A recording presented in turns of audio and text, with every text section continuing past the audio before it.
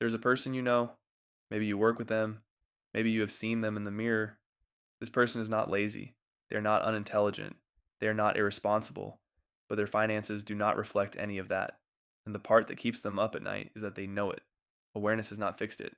Your relationship with money was not formed when you got your first job. It was formed before you were 10 years old. The patterns adults display around money are almost universally traceable to the financial environment of their childhood home, not what they were taught explicitly, what they absorbed by watching the adults around them. If money in your home was a source of tension, your nervous system learned that money and stress are the same thing.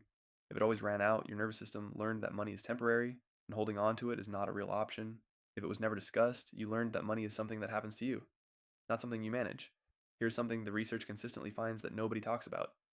High intelligence is not a protective factor against poor financial decisions. Intelligent people are exceptionally good at justifying their decisions after the fact. The vacation on the credit card was an investment in mental health. The expensive car was a networking tool. Every justification contains a grain of truth, and that grain of truth is enough to build an entire architecture of reasoning around a decision that simply cost money they needed for something else. For a significant number of people, wealth itself is the problem. Somewhere in their history, wealth was associated with something negative, with selfishness, with distance from the people they love. And a person who unconsciously believes that building wealth means becoming someone they do not want to be will find ways to prevent themselves from building it. Not consciously. They would say they are just bad with money. But underneath that is a quiet belief that money changes people, and they do not want to be changed.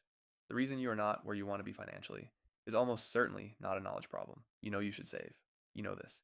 And knowing it has not been enough, because the gap between where you are and where you want to be is not an information gap. It is a relationship gap.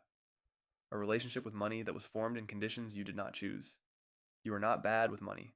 You are carrying a relationship with money that was never designed for the life you are trying to build, and that is something that can be changed. Subscribe to Find Your Finance. New videos every week. We will see you then.